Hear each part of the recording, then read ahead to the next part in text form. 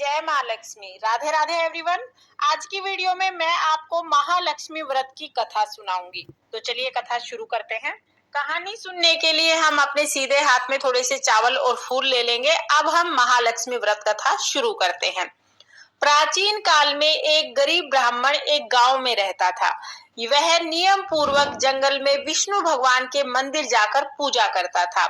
उसकी पूजा को देखकर भगवान ने प्रसन्न होकर उसे साक्षात दर्शन दिए। भगवान ने उसे लक्ष्मी प्राप्त करने का उपाय बताया और कहा कि मंदिर के सामने एक स्त्री ऊपले थापने आती है। सुबह सुबह आकर तुम उसे पकड़कर अपने घर चलने का आग्रह करना और तब तक नहीं छोड़ना जब तक वो तुम्हारे घर चलने के लिए तैयार न हो जाए। वह स्त्री मेरी पत्नी लक्ष्मी है। उसके तुम्हारे घर में आते ही तुम्हारा घर धन धान्य से परिपूर्ण हो जाएगा। इतना कहकर भगवान विष्णु अंतर्ध्यान हो गए और ब्राह्मण अपने घर को चला गया। दूसरे दिन वह सुबह 4 बजे ही मंदिर के सामने आकर बैठ गया। लक्ष्मी जी ऊपले थापने आई। तभी ब्राह्मण ने लक्ष्मी जी को पकड़ लिया और अपने घर चलने की प्रार्थना करने लगा। लक्ष्मी जी समझ गई कि यह सब विष्णु भगवान की करतूत है। तब लक्ष्मी जी बोली कि तुम अपनी पत्नी सहित मेरा 16 दिन का व्रत करो, फिर 16वें दिन रात्रि को चंद्रमा की पूजा करो और उत्तर दिशा में मुझे पुकारो, तब तुम्हारा मनोरथ पूरा होगा। ब्राह्मण ने ऐसा ही किया। पूरे 16 दिन तक व्रत किया। 16वें दिन रात्रि को चंद्रमा का पूजन करने के बाद उत्तर दिशा में जाकर आवाज लगाई तो लक्ष्मी जी ने अपना वचन पूरा किया। लक्ष्मी जी उसके घर आई और ब्राह्मण का घर अन्न धन से भर गया। इस प्रकार जो भी मनुष्य 16 दिन महालक्ष्मी का व्रत करता है उसका घर अन्न धन से भर जाता है और वह मनुष्य चाहे किसी भी योनि में जन्म ले उसको धन धान्य की कभी कोई कमी नहीं रहती है। हे लक्ष्मी जी, जैसे आपने ब्राह्मण के घर को धन से भरा वैसे ही इस कहानी को कहते सुनते हुकारे भरते सबके घर को अन्न धन से भर देना और सबके घर में अपनी कृपा बनाए रखना। ये थी महालक्ष्मी व्रत की कथा। अब हम एक गणेश जी की कथा सुनेंगे। एक बार एक गांव में मेला लगा था। सब लोग मेला देखने जा रहे थे। एक छोटी सी लड़की ने अपनी माँ को कहा, माँ मैं भी मेला देख के आऊंगी। माँ बोली, नहीं बेटा, मेले में बहुत ज्यादा भीड़ है, तुम कहीं गिर पड़ जाओगी। लेकिन लड़की नहीं मानी। लड़की ने जिद पकड़ ली। तब उसकी माँ ने 2 लड्डू और 1 घंटी पानी दिया और कहा कि जाओ, 1 लड्डू और पानी गणेश जी को पिला देना, बचा हुआ लड्डू और पानी तुम ले लेना।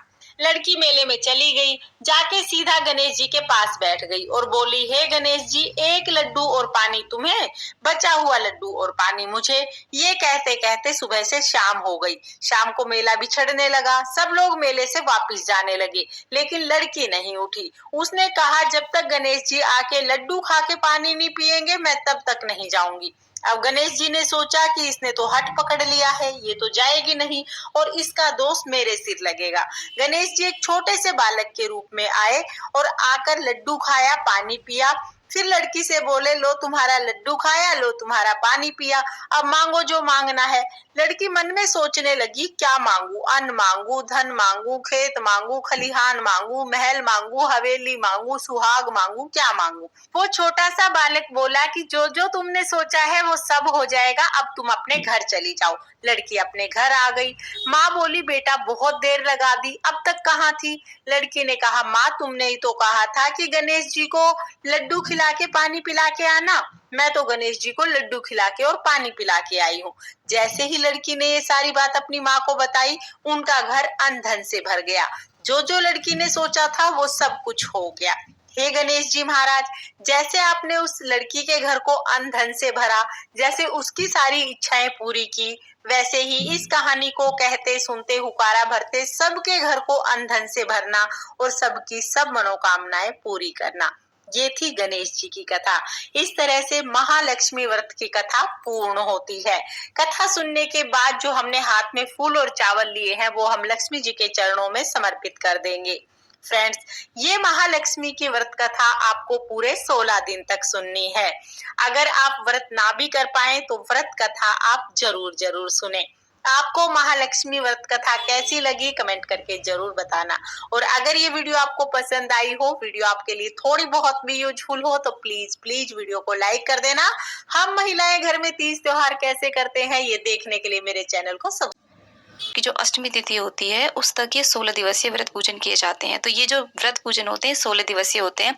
यदि किसी के वश में नहीं है कि वो 16 दिवसीय पूजन कर सके, तो जो 16वां दिन होता है, यानी कि जो पितृपक्ष की अष्टमी तिथि होती है, उस दिन हमें विशेष रूप से माता महालक्ष्मी का पूजन करना चाहिए।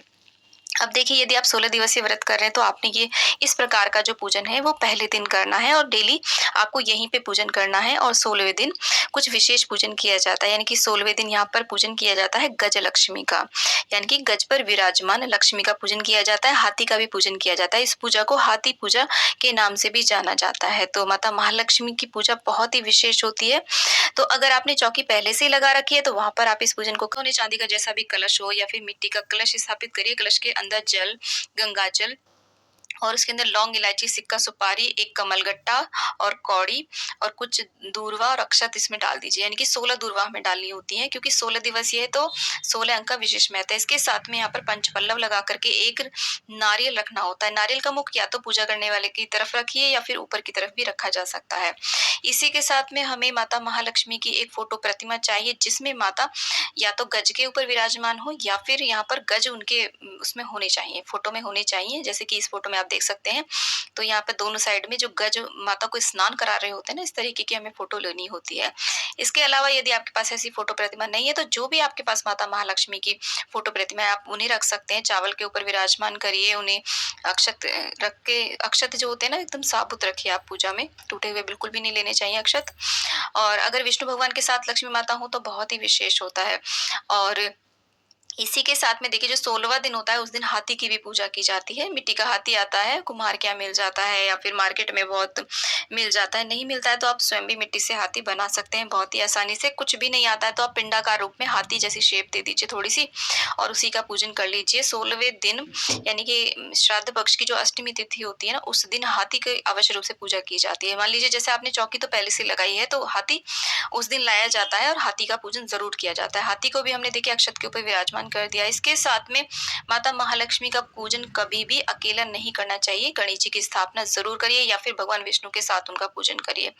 और साथ में घर में जो भी हम कौड़ी, सिक्के, सोने चांदी के कमलगट्टे और जो गोमती चक्र रखते हैं ना, हमारे लक्ष्मी सूचक जो जितनी भी चीजें होती हैं वो यहाँ पर स्थापित करिए। अगर आपके घर में लक्ष्मी यंत्र है तो उसकी भी स्थापना करिए। और एक दीपक, मेरा ये दीपक देखिए कमल जैसा है, तो माता को कमल अत्यधिक प्रिय होता है, तो आप कमल के रूप में इस तरीके से दीपक और धूप की स्थापना कर दीजिए। माता को चुनरी उठाइए। और इन व्रतों में दूर्वा का विशेष महत्व रहता है। 16वें दिन तो विशेष रूप से दूर्वा का प्रयोग किया जाता है। 16 दूर्वा से लेकर के स्नान किया जाता है, तो दूर्वा अवश्य इस पूजा में रखें। तो यहाँ पर देखिए हम जल का छींटा भी दूर्वा से दे रहे हैं, तो आप इस प्रकार से सभी को हम स्नान करा देंगे। अपने ऊपर भी जल का छींटा दे करके शुद्धिकरण कर लेते हैं। आचमनी कर लीजिए, हाथ आप धुल लीजिए। उसके बाद में हम माता महालक्ष्मी का और विष्णु भगवान का नाम लेते हुए, गणेश जी का नाम लेते हुए हम दीपक को प्रज्वलित करते हैं। धूप दीप हमने प्रज्वलित कर दी है।